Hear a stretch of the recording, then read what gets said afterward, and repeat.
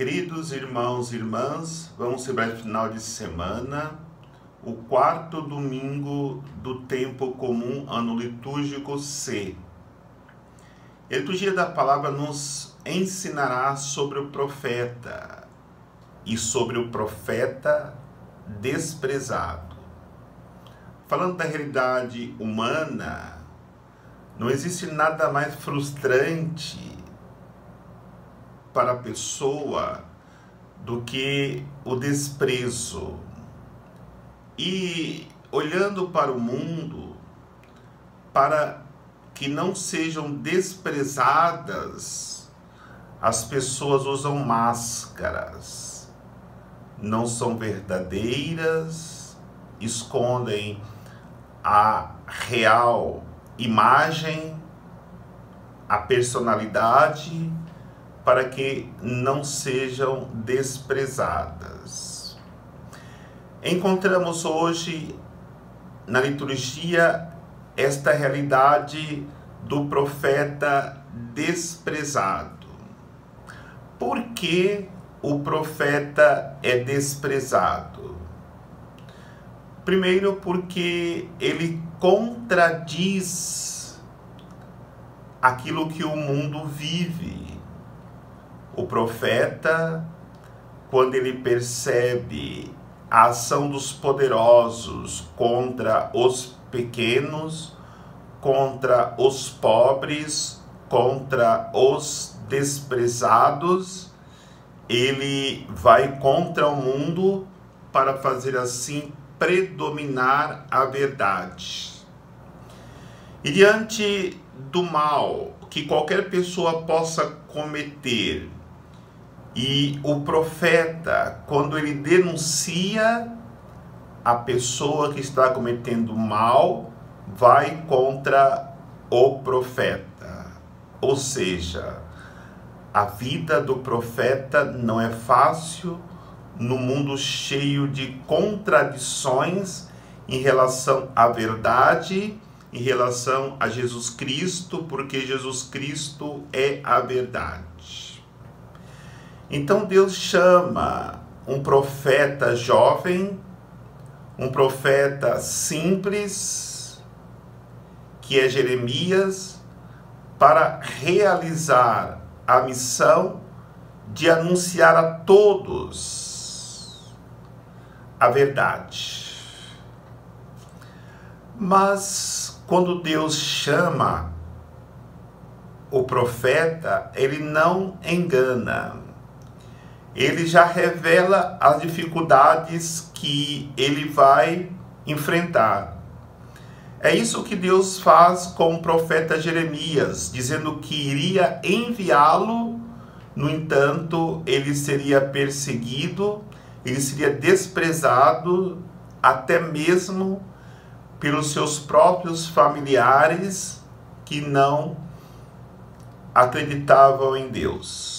No entanto, Deus também promete a sua força para o profeta. Ou seja, todas as batalhas, por mais difíceis que sejam, enfrentadas pelo profeta, ele terá força de Deus em todos os momentos, para poder continuar perseverando na convicção de que só anunciando a verdade ele poderá transformar a realidade do ambiente que ele está vivendo. Foi assim que aconteceu com Jeremias.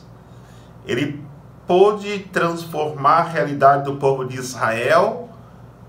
Com todo o sofrimento que passou, poderíamos dizer que aquela vida colocada a serviço da palavra de Deus foi uma vida vivida em plenitude, vivida plenamente no projeto de Deus.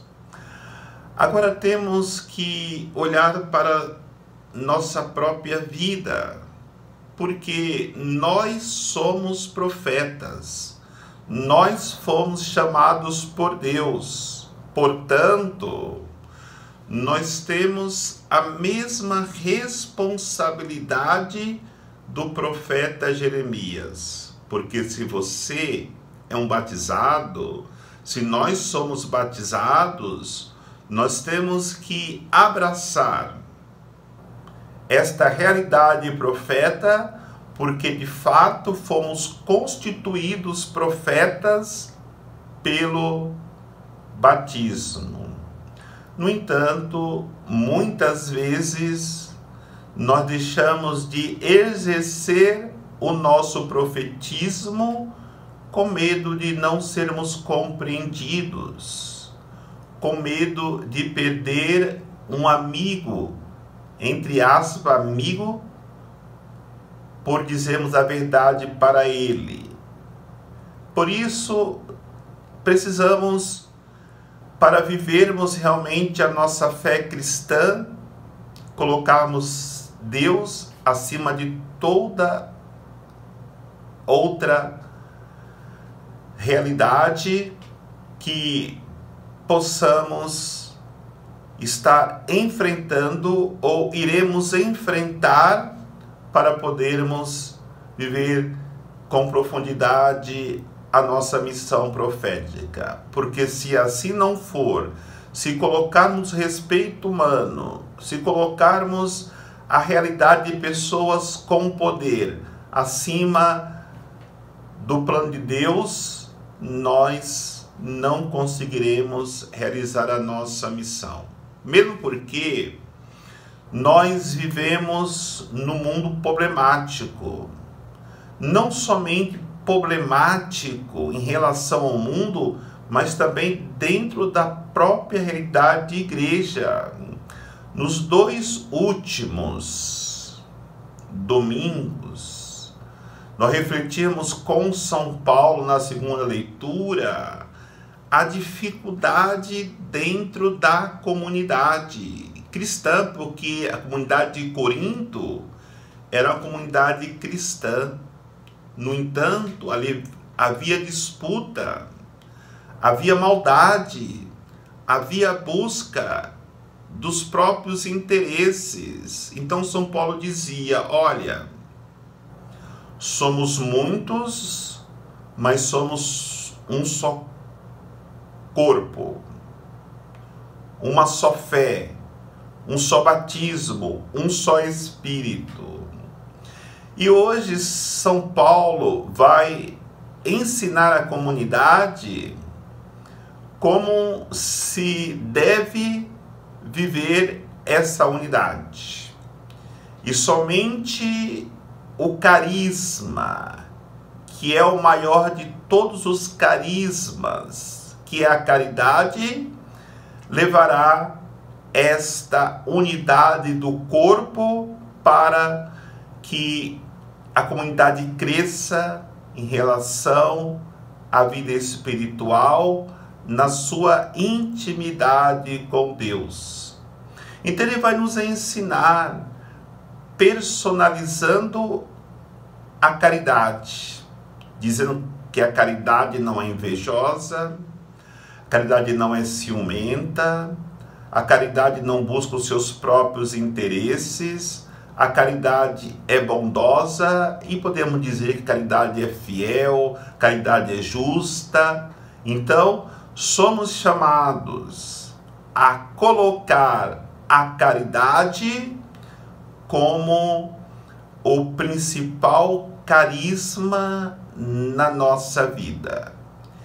Existem carisma que algumas pessoas que têm até muitos dons não precisa ter, mas o carisma da caridade todos nós precisamos tê-lo, porque senão é impossível vivermos a nossa fé cristã.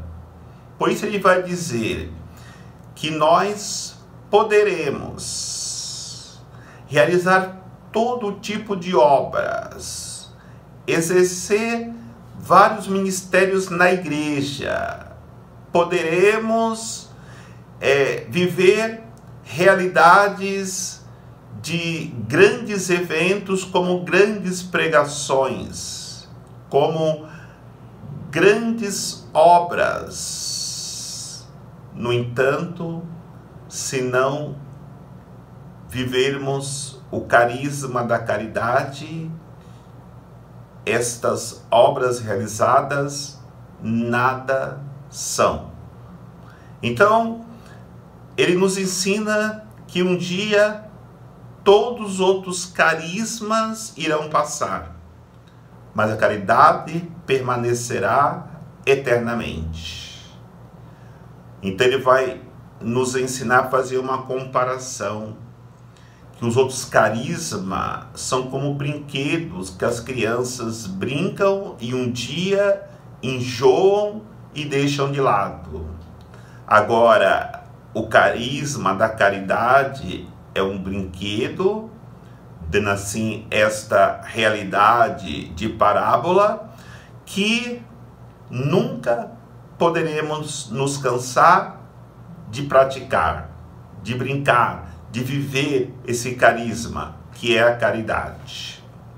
Agora temos também a realidade, no Evangelho de hoje, do desprezo de outro profeta, que é Jesus Cristo. E o desprezo do seu próprio povo, como o povo de Israel desprezava o profeta Jeremias, que era o povo de Jeremias. Hoje temos o povo de Jesus, os seus parentes, os seus conhecidos de Nazaré, desprezando. E por que o desprezo a Jesus? Porque, primeiro, eles acham que conhecem Jesus porque conhecem o seu pai José. Eles vão dizer: ele não é filho de José? Ele não é filho do carpinteiro? No entanto, este é um grande erro, porque eles conheciam o pai de Jesus, mas Jesus, filho de Deus, ia se revelando aos poucos através das obras que ele realizava. Por isso, nós precisamos refletir, porque muitas vezes, por termos feito a catequese da primeira comunhão, achamos que conhecemos Jesus profundamente. E a realidade é que as pessoas não querem fazer cursos bíblicos de evangelização. Quando vai casar, não quer fazer curso de noivos, não querem fazer curso de batismo, não querem se preparar para as realidades que nos dará ou nos darão uma aproximação mais profunda de Jesus, porque achamos que já o conhecemos suficientemente. Precisamos tomar consciência na liturgia de hoje que conhecer as realidades superficiais de Jesus não nos dão a segurança de conhecê-lo profundamente, e cometemos um grande erro de desprezar Jesus muitas vezes pelo fato de não nos aprofundarmos nesse mistério profundo que é Jesus Cristo. Outra realidade crítica que eles fazem é porque Jesus não fazia milagre no meio deles. No entanto, Jesus não veio para fazer milagres, para nos convencer a abrir o nosso coração a Deus. Jesus veio nos dar o milagre da sua palavra, o milagre da sua vida.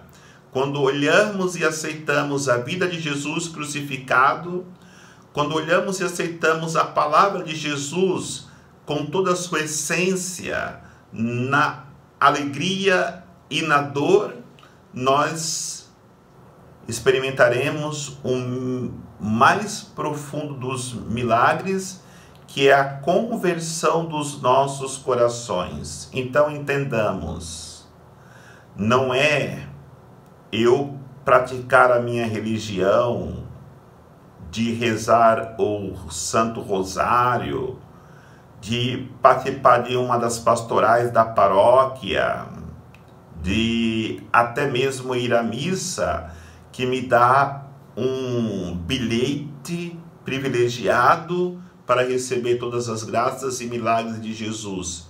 Já dizia o próprio Jesus que havia muitas viúvas em Israel, mas Elias foi enviado à viúva de Sarepta, uma estrangeira. E havia muitos leprosos em Israel.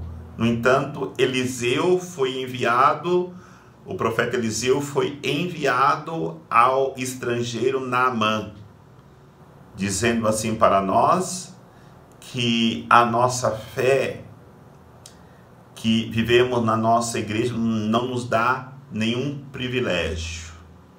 Muito pelo contrário, nós somos chamados a, como qualquer outra pessoa, até mesmo a um pagão, sermos simples no momento que nos aproximarmos de Jesus para pedirmos a graça. O próprio Evangelho nos ensina, quando Jesus entra na sinagoga e abre o livro para ler, ele vai dizer: hoje se cumpriu a palavra de Deus. Esse cumprimento da palavra de Deus é para todos, inclusive para os pagãos. E nós que temos já uma fé firme, precisamos, com muita humildade, sabermos que não é por privilégio, mas por misericórdia de Deus, que somos chamados a sermos profetas, anunciando com muita firmeza o reino de Deus. Que Deus nos abençoe, em nome do Pai, do Filho e do Espírito Santo. Amém.